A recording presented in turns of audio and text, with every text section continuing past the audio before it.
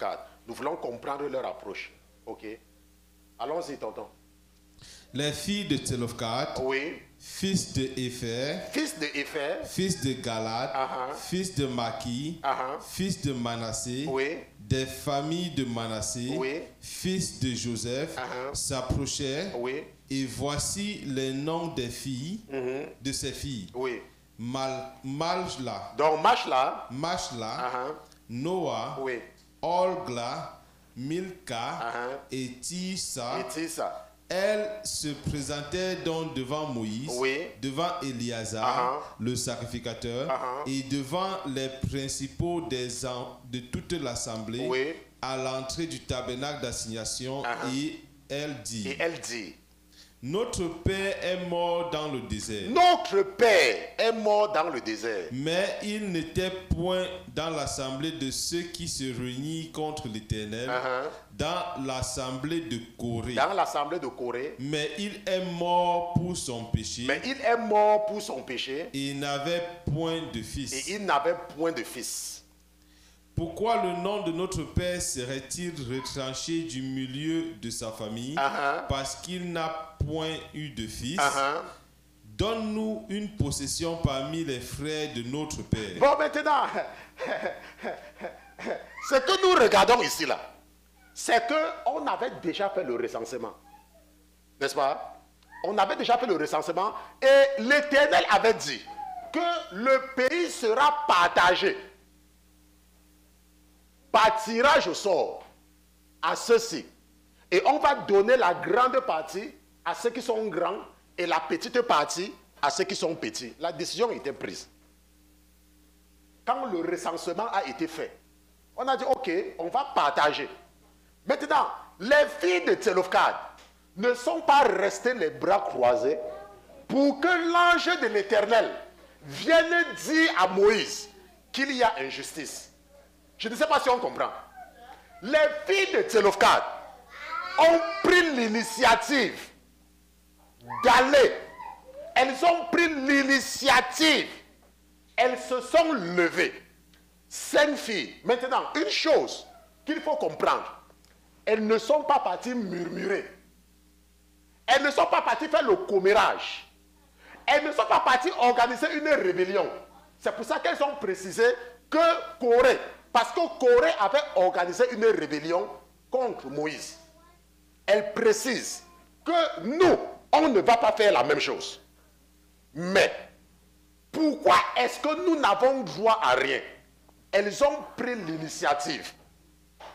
Il y a des gens, ils disaient qu'ils prient. Ils disaient qu'ils vont à l'église. Ils disaient même qu'ils connaissent le pasteur. Mais qui ne veulent pas étudier. Quand les examens arrivent, oh pasteur, je compose demain. Pasteur, priez pour moi. Laisse-moi te dire encore une fois. Si tu ne pries pas, si tu n'étudies pas, tu vas échouer. Est-ce que c'est difficile? Ce n'est même pas trop compliqué. C'est quelque chose qui est même trop facile. Si tu n'étudies pas, tu vas échouer. Tu me comprends? Maintenant, une chose aussi très importante à comprendre, c'est que c'était des filles courageuses. Parce que dans ces temps-là, les femmes n'avaient pas les droits comme maintenant. Hein. Comme vous voyez les femmes qui portent les talons jusqu'à ce qu'elles se mettent devant les hommes, jusqu'à qu'elles crachent même là. Ok? C'était des sociétés où les femmes restaient, comme nous voyons avec les musulmans. C'était des sociétés qui étaient, n'est-ce pas, qui mettaient les femmes à l'écart. Mais ce sont des femmes courageuses. Les filles de Tselofkhad, elles étaient courageuses. La Bible dit qu'elles ne sont pas seulement parties devant Moïse. Hein. La Bible dit qu'elles ont attendu qu'il y ait la réunion. Elles ont attendu quand Moïse était assis, en train de rire, et en train de donner, de frapper les commentaires avec Éléazar et les leaders. Elles ont dit, ok, peut-être si je parle à une personne, on va dire peut-être que j'ai fait le commérage. Elles se sont cachées. Elles ont dit, cachons-nous. Elles ont calculé l'heure que les gens là se réunissent. Elles sont sorties doucement, elles sont venues aussi. Elles ont dit que... Maintenant, lorsque nous regardons l'approche, et je me suis arrêté la dernière fois là-dessus, elles ne sont pas arrogantes. Elles ont une approche de politesse. Mais ce que nous retenons sur les filles de Tselofkhad, c'est qu'elles sont courageuses. Elles sont vaillantes. Elles ne sont pas comme certaines femmes. J'aime toujours m'arrêter sur le cas des femmes africaines parce que si un blanc parle des femmes africaines, on va dire qu'il est raciste, n'est-ce pas? Ce que nous devons comprendre, c'est que les filles de Tselofkad, ce sont des femmes dynamiques. Elles ont pris l'initiative de prendre leur destin en main. Elles ne sont pas restées s'asseoir pour que quelqu'un enlève de la bouche et même dans leur bouche. Non, elles se sont levées. Il n'y avait plus un homme pour les soutenir. Elles ont dit, nous n'avons pas de frères, mais donne-nous une position. Donne-nous. Proverbe chapitre 31, tonton Pierre. Qui est-ce qui trouvera une femme vertueuse? Qui est-ce qui trouvera une femme vertueuse? Qui est-ce qui trouvera une femme vertueuse? Oui. Car son prix surpasse beaucoup celui des pères. Car son prix, oui. Le cœur de son mari s'assure en elle. Le cœur de son mari s'assure en elle.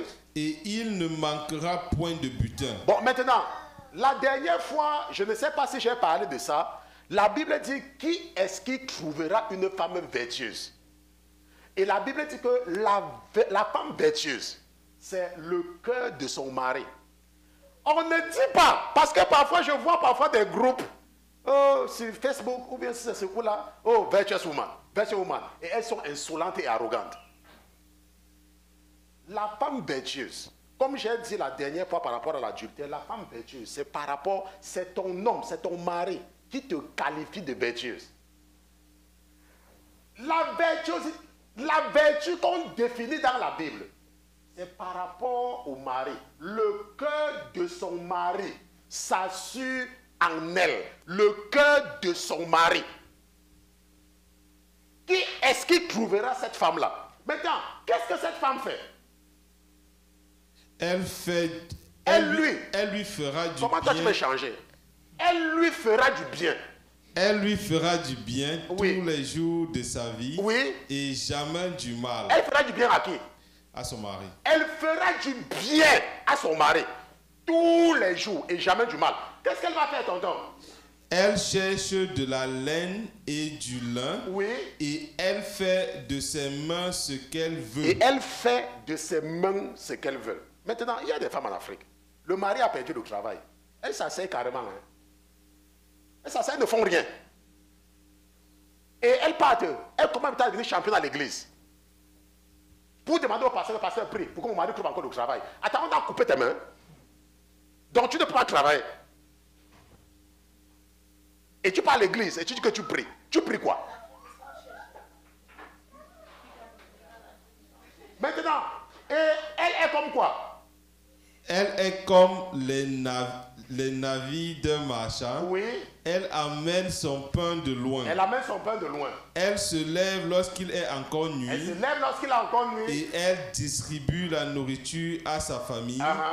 Et la tâche à ses servantes. Donc maintenant, nous n'allons pas lire entièrement Proverbe chapitre 31, mais la raison pour laquelle nous revenons sur Proverbe chapitre 31, c'est de voir le dynamisme des filles de Tselofkad. Ok? Et ce que nous sommes en train de vouloir faire ressortir, ce n'est pas que nous disons que toutes les femmes sont comme ça. Mais nous nous adressons à celles qui sont paresseuses. Le dynamisme des filles de Tselofkad, c'est ça qui les a amenées à aller revendiquer ce qui leur revient de droit. Ce sont des femmes dynamiques. Et Dieu nous donne cet exemple qu'une chrétienne doit être dynamique. Une chrétienne doit savoir chercher. Si tu es une chrétienne et tu arrives quelque part, tu dois être ingénieuse. Tu dois chercher comment t'en sortir. Une chrétienne ne doit pas dépendre de quelqu'un. Une chrétienne doit avoir le sens de l'initiative. Quand elle regarde à gauche, elle ne voit pas dessus. Elle regarde à droite, elle ne voit pas dessus. Elle dit que non, je vais chercher le moyen de m'en sortir ici, là. C'est ça quand on dit que tu es une chrétienne. Quand tu es une chrétienne, quand tu es quelque part, tu dois être une bonne employée. Ça veut dire que ton patron doit être fier de toi au travail parce que tu es dynamique. C'est ça, quand on dit que tu es une chrétienne. Et les filles de Tselofkhad ne sont pas restées parce qu'elles n'avaient pas de frères. Elles ont dit, oh, comme je n'ai pas de frères là, comme nous on n'a plus de frères, c'est bon comme ça, nous c'est fini avec nous, ainsi de suite, ainsi de suite. Ok?